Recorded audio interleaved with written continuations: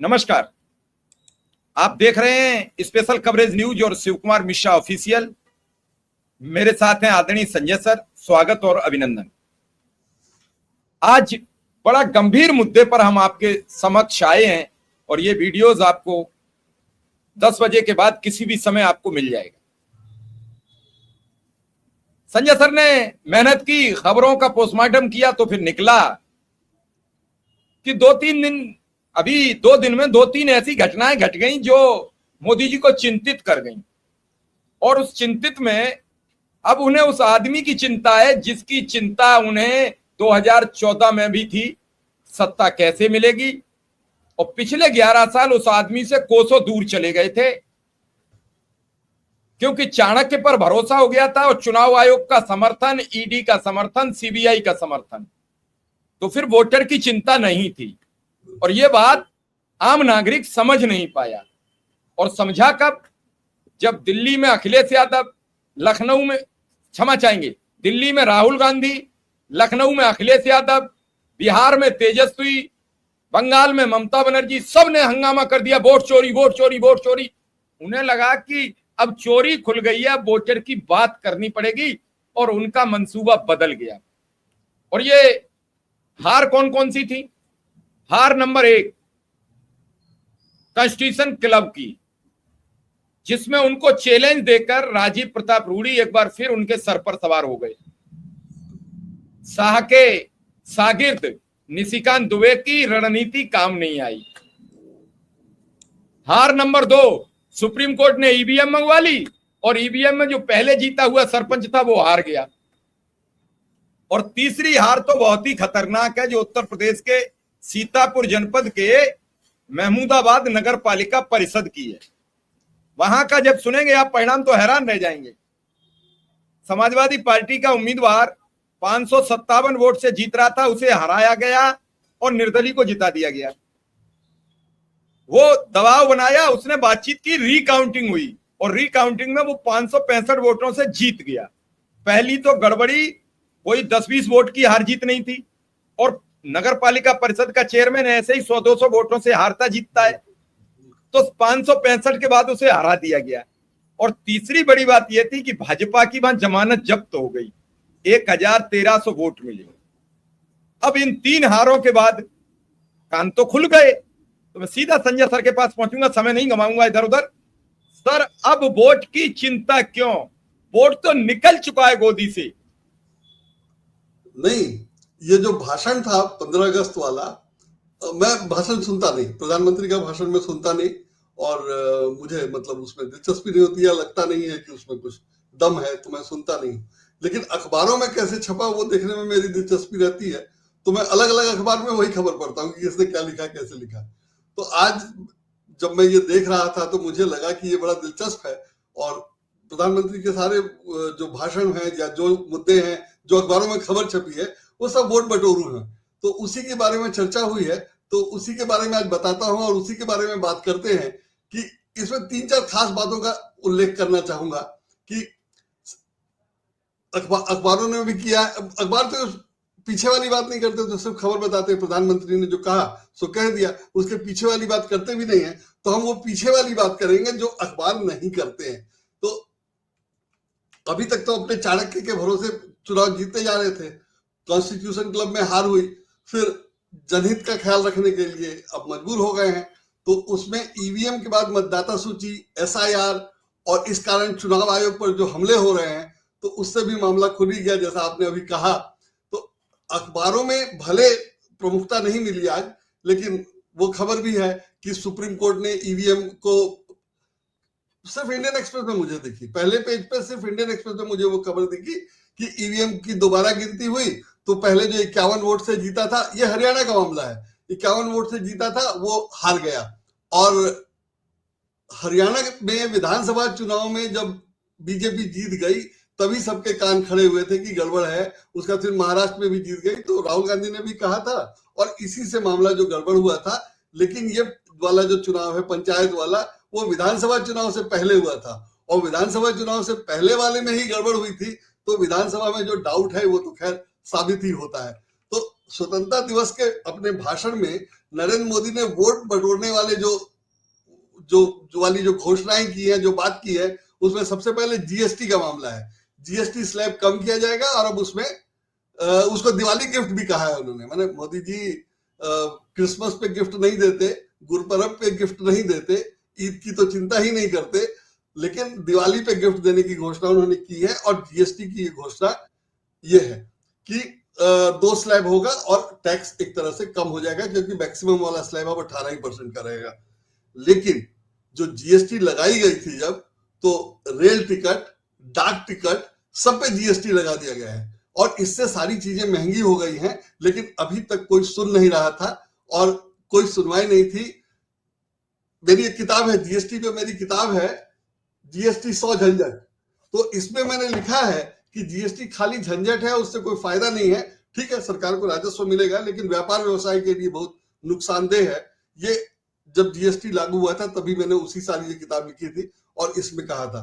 लेकिन कोई सुनवाई नहीं, जीएसटी चल रहा है और 28% तक टैक्स लिया जा रहा था।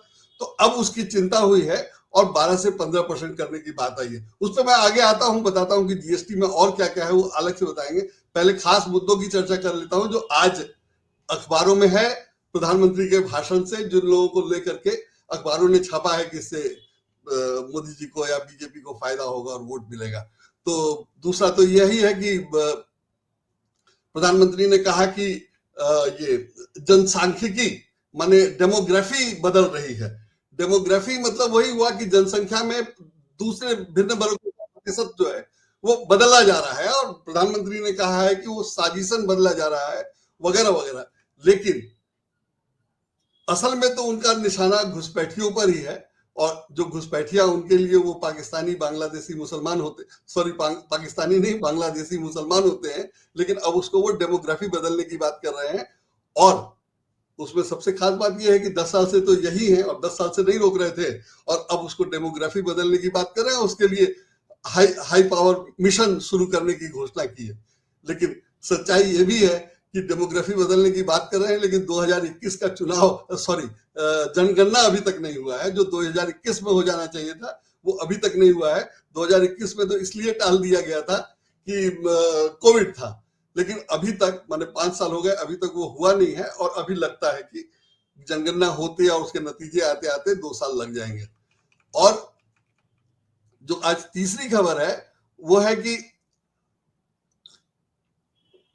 आरएसएस का प्रचार किया या आरएसएस की प्रशंसा की, ये तो सब चर्चा थी ही। तो आज अखबारों में कहीं ऐसा नहीं है कि आरएसएस का प्रचार करना प्रधानमंत्री के लिए थोड़ा अटपटा है, नया है, अलग है वगैरह वगैरह, इस तरह से कहीं खबर नहीं है। सब जगह ऐसे ही है कि प्रधानमंत्री ने तारीफ की और आरएसएस को अच्छा बताया। टेलीग्राफ का हेडलाइन है कि लाल किले के जो मैंने ट्रांसलेट किया है, अंग्रेजी में जो हेडलाइन है वो हिंदी में उसका ट्रांसलेशन ये होता, अगर मैं होता ट्रांसलेट करता और मैं लगाता तो यही लगाता कि लाल किले की प्राचीर से आरएसएस की प्रशंसा गूंजी। लाल किले की प्राचीर से आरएसएस की प्रशंसा गूंजी, ये टेलीग्राफ का हेडलाइन है। एक और शीर्षक था, गौरवशाली 100 वर्ष, मोदी ने राष्ट्र निर्माण में आरएसएस की भूमिका की प्रशंसा की। ये इस तथ्य के बावजूद है कि आरएसएस पर 1947 से लेके अभी तक 3 बार प्रतिबंध लग चुका है। तो वो जितना भी अच्छा हो, लेकिन 3 बार प्रतिबंध लग चुका है, तो वो कितना अच्छा है, क्या है, वो अपनी जगह है। स्वतंत्रता दिवस के भाषण में एक और खास बात थी कि उन्होंने 100 साल के बाद के भारत की बात की। ये मोदी जी का नया वो है कि वो अब इंडिया एट 2047 की बात करते रहे हैं। तो वो तो ठीक है, वो भी इस बार उन्होंने उस भाषण में अपना कहा है। तो इंडिया एट 2047 एक किताब भी है और इसका नाम अगर हिंदी में कहा जाए, अंग्रेजी में किताब है वो इंडिया 2047, उसको कहा जाएगा कि इंडिया 47 कल की आर्थिक महाशक्ति की कल्पना। मैंने इस किताब में बताया गया है कि 1947 तक भारत बड़ी आर्थिक महाशक्ति हो जाएगी और क्या होगा, कैसे होगा, जो मोदी जी की कल्पना है और जो कहते हैं कि 5 ट्रिलियन की अर्थव्यवस्था हो जाएगी और दूसरे नंबर पे पहुंच गए वगैरह वगैरह। लेकिन उस सब में कुछ है नहीं, क्योंकि प्रति व्यक्ति आय तो बढ़ी नहीं रही है और 80 करोड़ जनता को खुद ही कहते हैं कि मुफ्त के राशन पे खिला रहे, नौकरी व्यवसाय है नहीं, तो उसमें कुछ दम नहीं है। लेकिन प्रचार उनका है और इस किताब की खासियत है कि यह प्रचार है, उनका आइडिया था और अब उसको उन्होंने कहा भी है, लेकिन ये किताब जो है इसको यूनियन बैंक ऑफ इंडिया ने इसकी 2 लाख कॉपी खरीदने के लिए ऑर्डर किया था 7.25 करोड़ रुपए में। वो उसका टाइमिंग भी दिलचस्प है, उसमें मैं आता हूं आगे। उसमें है कि कांग्रेस ने जब ये खबर आई कि 7.25 करोड़ में यूनियन बैंक ने एक किताब खरीदने के लिए ऑर्डर किया था, या प्लानिंग कर रहा था, या बजट पास कर दिया था, जो कुछ भी था, एग्जैक्टली क्या स्थिति है वो पता नहीं चला, छपती तो खबर है नहीं, उस समय छपी थी। तो ये पता चला था कि 7.25 करोड़ रुपए में किताब खरीदी जा रही है, और अब प्रधानमंत्री कह रहे हैं कि हम उसकी बात कर रहे हैं, और प्रधानमंत्री इंडिया 2047 की बात कर रहे हैं, 100 साल बाद के भारत की बात कर रहे हैं। तो ये किताब के लेखक है प्रोफेसर कृष्णमूर्ति वी सुब्रमण्यम, और ये 55 ट्रिलियन की अर्थव्यवस्था के रूप में स्थापित करने की संभावना और रणनीतियों पर केंद्रित है। इसमें 8% वार्षिक वृद्धि दर और 4 प्रमुख स्तंभों के माध्यम से देश की आर्थिक स्थिति की रूपरेखा प्रस्तुत की गई है। लेखक के साथ खासियत यह है, जो इसके लेखक हैं, कि वो 2018 से 21 तक भारत सरकार के 17वें मुख्य आर्थिक सलाहकार रहे हैं, और सबसे कम उम्र के आर्थिक सलाहकार रहे हैं। ये उनकी विशेषता है। नरेंद्र मोदी की तरह, अब नरेंद्र मोदी ने इतना कम उम्र में उनको अपना आर्थिक सलाहकार बनाया था, 3 साल तक रहे थे, तो जाहिर है वो अर्थव्यवस्था के मामले में या आर्थिक स्थितियों के बारे में, आर्थिक चीजों के बारे में नरेंद्र मोदी की तरह सोचते हो, पर वो अलग मामला है। लेकिन ये इस किताब का मामला ऑपरेशन सिंदूर के समय चर्चा में आया।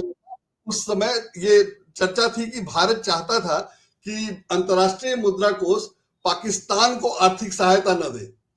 तो खबरों से ऐसा लगा कि पाकिस्तान को आर्थिक सहायता मिल गई, और उसी समय भारत ने IMF से अपने प्रतिनिधि को हटा लिया। ये जो इस किताब के लेखक हैं, वो उस समय भारत के रिप्रेजेंटेटिव थे। IMF मतलब इंटरनेशनल मॉनेटरी फंड, अंतर्राष्ट्रीय मुद्रा कोष में।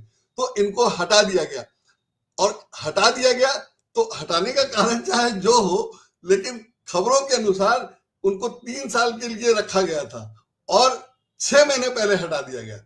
मतलब 2.5 साल से ज्यादा, वो 2.5 साल लगभग कार्यकाल उनका पूरा हो चुका था, 6 महीने बाकी रह गए थे, तो उनको हटा दिया गया। अब क्यों हटाया गया राम जाने, उस पर तरह तरह की चर्चा है, लेकिन उसका टाइमिंग इंपॉर्टेंट है कि IMF ने पाकिस्तान को आर्थिक सहायता दे दी, तो भारत ने अपने उसको हटा लिया, अपने रिप्रेजेंटेटिव को हटा लिया।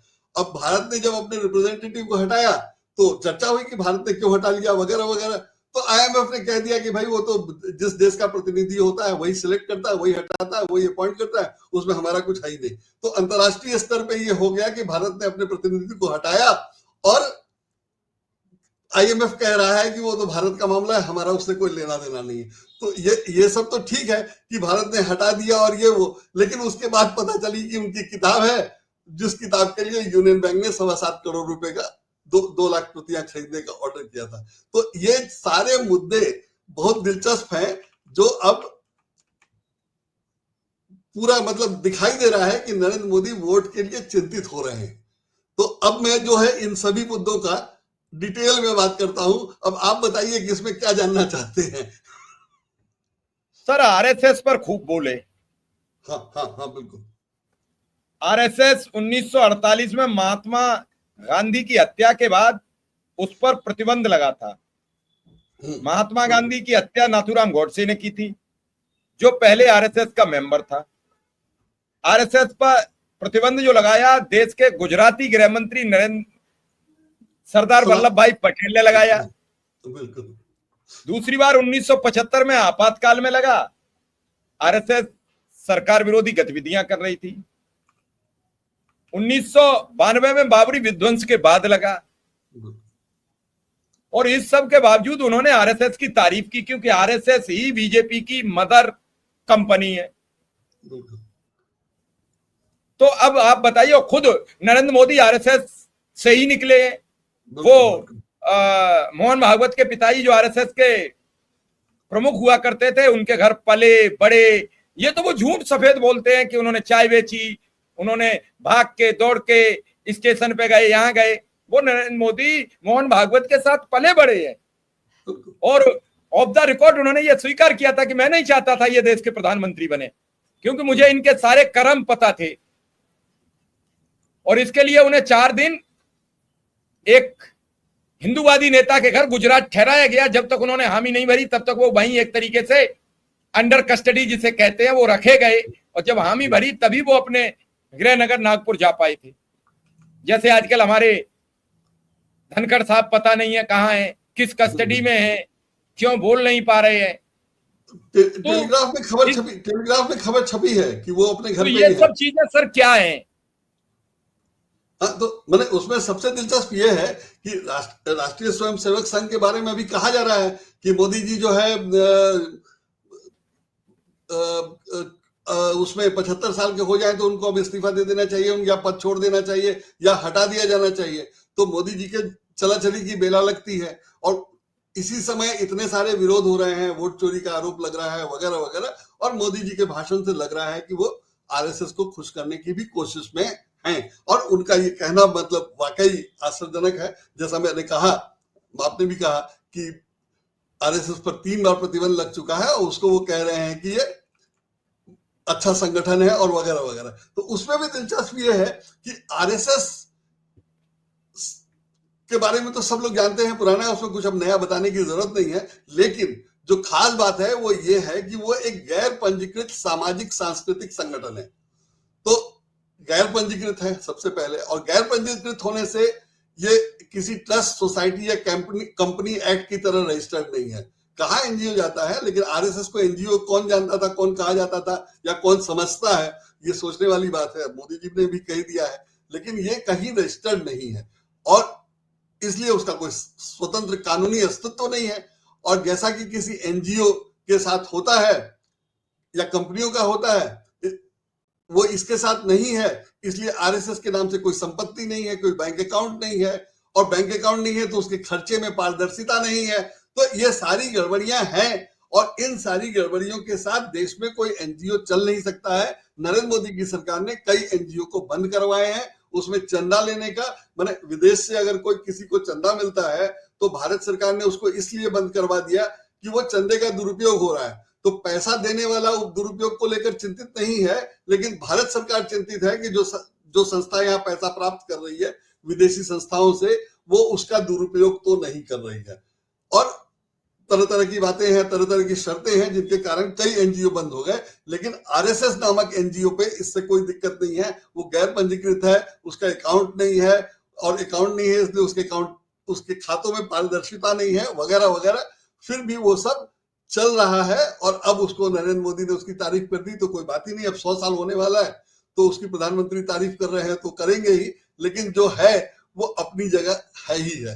तो आरएसएस ने 1975 में जयप्रकाश नारायण का भी साथ दिया था, और उसके बाद ही कांग्रेस की माने इंदिरा गांधी की सरकार गिरी, लेकिन सब होने के बावजूद वो 2.5 साल में खत्म हो गई थी। तो आरएसएस उस समय जो था, और जयप्रकाश नारायण की जो ताकत थी या जो कुछ भी उनका क्या बोलते हैं पॉलिटिकल एक्यूमेन था या राजनीतिक संगठन संरचना कहिए, जो कुछ भी कहिए, वो सब 2.5 साल में छिन्न भिन्न हो गया, बिखर गया। तो ये 1975 की हालत थी। वही आरएसएस अभी तक गैर पंजीकृत, बिना किसी पारदर्शिता के काम कर रहा है, 100 साल पूरे करने जा रहा है, और 3 बार उस पर प्रतिबंध लग चुका है, और नरेंद्र मोदी उसकी तारीफ कर रहे हैं। तो जाहिर है ये खास बात है। और जब सबको पता है कि भाजपा का अध्यक्ष इसलिए तय नहीं हो पा रहा है कि आरएसएस चाहता है कि उसका आदमी हो, या भाजपा अध्यक्ष गुजरात लॉबी से मुक्त हो वगैरह वगैरह, तब आरएसएस की तारीफ करने का मतलब है। और दूसरी तरफ आरएसएस की हालत यह है कि उसका बैंक खाता नहीं है, ऑडिट नहीं होता है, रिटर्न फाइल नहीं होता है वगैरह वगैरह। तो हालांकि आरएसएस ये दावा करता है कि वो पॉलिटिकली अलग है और उससे दूरी रखता है, लेकिन अब मोदी जी ने ये कह करके साबित कर दिया है कि कितनी दूरी रखता है और कितना दूर है। तो इसमें दूर कैसे मान लेंगे? आरएसएस के संगठन महामंत्री बीएल संतोष बीजेपी को नेतृत्व करते हैं, और प्रत्येक प्रदेश में एक संगठन महामंत्री है, प्रत्येक प्रदेश में। तो फिर दूर कैसे? हम पास होकर भी दूर रह नहीं सकते। गाना वो लागू होता है कि हम पास रहकर भी दूर हो नहीं सकते, और ऐसा हो नहीं सकता कि वैसा हो नहीं सकता। वो लाइनें हैं अजीबोगरीब। लेकिन कुल मिला के बात आप सर यहां समझिए, जिन चाणक्य पर भरोसा था तो अब वोटर की तरफ रुझान क्यों? बस अंतिम सवाल आपसे ये मेरा बहुत गंभीर है। जो चाणक्य मैंने वो एक मैं होगा था चुनाव में, अभी अपनी भूमिका नहीं बना पाए, हालांकि वो वोट डालने भी गए। हाँ, बिल्कुल। तो मैं हमेशा से यही कहता रहा कि बीजेपी का काम जनहित वाला या लोकप्रियता पाने वाला नहीं है, और फिर भी हर बार चुनाव जीत जाती है। मैंने कई बार दिखा, कई उदाहरण है, और राहुल गांधी ने भी ये कहा कि वो वोट जीत जाती है तो उससे आश्चर्य होता है, किसी को उम्मीद नहीं थी कि जीतेगी, और फिर भी वो चुनाव जीत जाती रही है, तो इससे सबको आश्चर्य होता रहा है। लेकिन इस बार उन्होंने जीएसटी से लेकर के आरएसएस, जीएसटी से आम पब्लिक को खुश करने की कोशिश की, आरएसएस को खुश करना उनको जरूरी था ही, तो आरएसएस को खुश किया। इंडिया एट 47 मतलब लंबी योजना लगा दी। माने मोदी जी जब आए थे तो 50 दिन में सपनों का भारत बना रहे थे, 100 दिन में विदेश में रखा काला धन वापस लाने वाले थे, और अब जो है 2047 की बात करने लगे। तो आप देखिए कि मोदी जी में कितना बदलाव आया है, और क्या वो उनकी रणनीति का क्या हाल हुआ है। तो ये बहुत महत्वपूर्ण है कि 100 दिन और 50 दिन की बात करने वाले अब जो है 2047 की बात कर रहे हैं। तो 2047 में क्या होगा, कैसे होगा, वो तो अपनी जगह है, और उसका प्रचार और उसकी योजना जो वो किताब है और वो सब अपनी जगह है ही है। तो उसके अलावा उन्होंने इस बार भाषण में आत्मनिर्भरता या सैनिक स्वतंत्रता या सैनिक साथ समान भारत में बनता है, उसकी भी बात की है। तो उसमें हिंदू का शीर्षक है कि प्रधानमंत्री ने आत्मनिर्भरता की बात की और आत्मनिर्भर दृष्टि तैयार की, और क्या सिंदूर से लेकर सुदर्शन चक्र तक।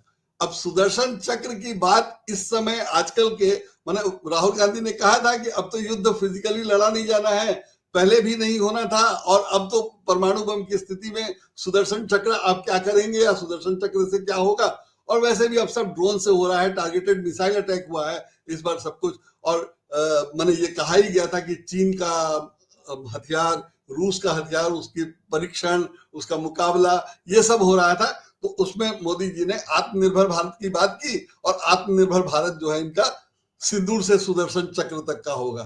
तो वो जो उनका वोटर है, जो वो टारगेट ऑडियंस है जिसको ये टारगेट करते हैं, हिंदू हिंदुत्व वाला, उसको भी बचा के रखने की कोशिश की जा रही है, वो उसको भी रखेंगे। तो सब कुछ है इस बजट, इस चुनावी भाषण में, 15 अगस्त के चुनावी भाषण में सब कुछ है। उसमें वो भारत निर्मित हथियारों की सफलता की बात कर रहे हैं। भारत में कौन सा हथियार बनता है, आप रफाल किस लिए खरीदने गए थे वहां से, और रफाल के समय ही चर्चा थी कि एचएएल ठीक काम नहीं करता है या अक्षम है, इसलिए आप अनिल अंबानी की कंपनी बनवा रहे थे, वगैरह वगैरह। और अब भारत की बात कर रहे हैं, और भारत में क्या हथियार बनता है, क्या बनेगा, वो तो बाद की बात है। जब आप कह ही रहे हैं सुदर्शन चक्र, तो उससे आगे क्या उम्मीद की जाए।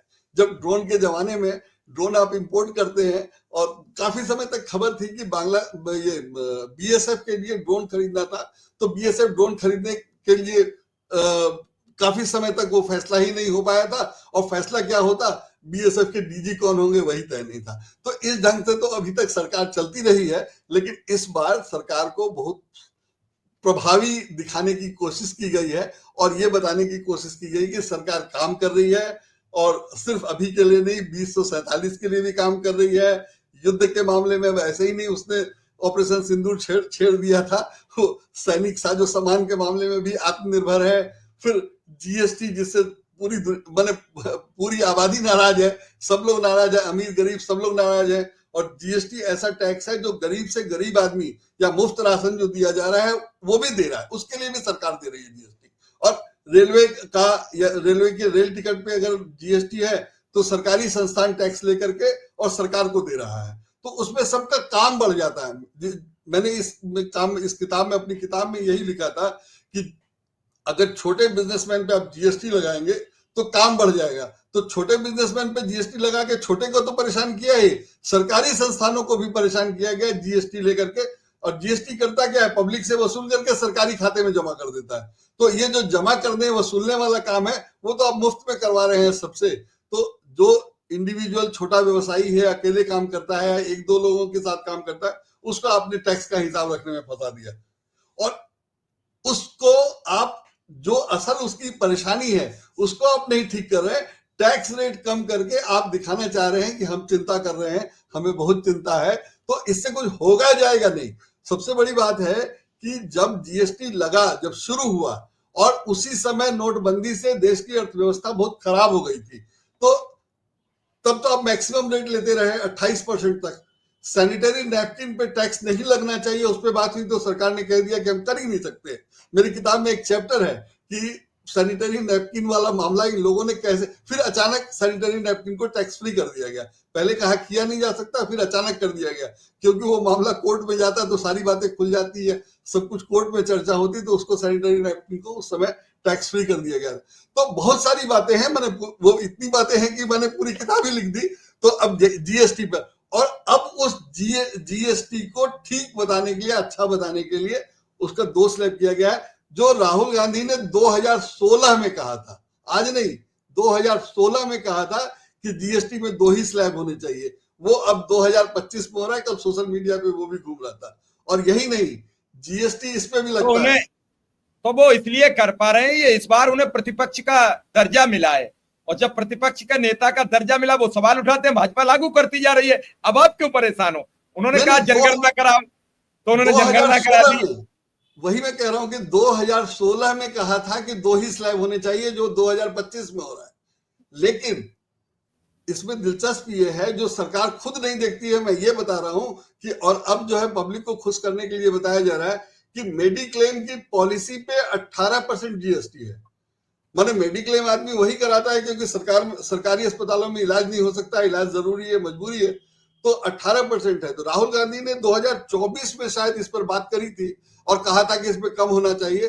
तब नितिन गडकरी ने भी वित्त मंत्री को चिट्ठी लिखी थी कि मेडिक्लेम पे टैक्स नहीं लगना चाहिए, और इतने दिन हो गए उस पर सुनवाई नहीं हुई, अभी भी नहीं हुई है, अभी भी उसकी बात नहीं कर रहे हैं, और ये दूसरी तरफ बात कर रहे हैं। ये ठीक है कि मैक्सिमम टैक्स जो है 18% हो जाएगा, तो वो अगर, हालांकि वो भी 18%, 18 को शायद 12% करना है या 18 करना है, मुझे ठीक से याद नहीं है, लेकिन उसमें कम होगा कि नहीं होगा। जो मेडिक्लेम पे टैक्स कम होने की बात थी, वो अभी नहीं किया है, जो कि सबसे जरूरी है, बिल्कुल किया जाना चाहिए। तो इस तरह से मोदी जी अपनी तरफ से कोशिश तो कर रहे हैं, लेकिन उसका कोई सिर पैर नहीं है। और जब टैक्स ज्यादा होना चाहिए था, कम होना चाहिए था तो ज्यादा था, और अब इतने साल बाद ऐसी स्थितियां होनी चाहिए थी कि वो चाहते तो टैक्स बढ़ा सकते, पर वैसी स्थितियां नहीं हैं और मजबूरी में उनको कम करना पड़ रहा है। तो ये उसका फेलियर है, लेकिन अखबारों में ये सब नहीं बताया जाता है। अखबारों में ऐसे छपा जैसे मोदी जी ने तो कमाल कर दिया, लुटा दिया और ये कर दिया, वो कर दिया, उस तरह से आज खबरें छपी हुई हैं। तो वो दिलचस्प है कि मीडिया जो है सिर्फ मोदी जी कुछ भी कर दे उसका प्रचार ही करता है, वो सही होता है, वो सही ही होता है हमेशा। वही आज अखबारों में है, लेकिन उसके साथ की खास बातें ये सब हैं जो अखबारों में होती नहीं है और आज भी नहीं है। चलिए सर, देखते हैं कि क्या होता है उनका अगला कदम, वोटर के प्रति फेवरेबल बनेंगे या नहीं। और जल्द किसी और खबर के साथ आपके साथ हाजिर रहेंगे। फिलहाल हम आपसे इजाजत मांगेंगे। धन्यवाद, नमस्कार।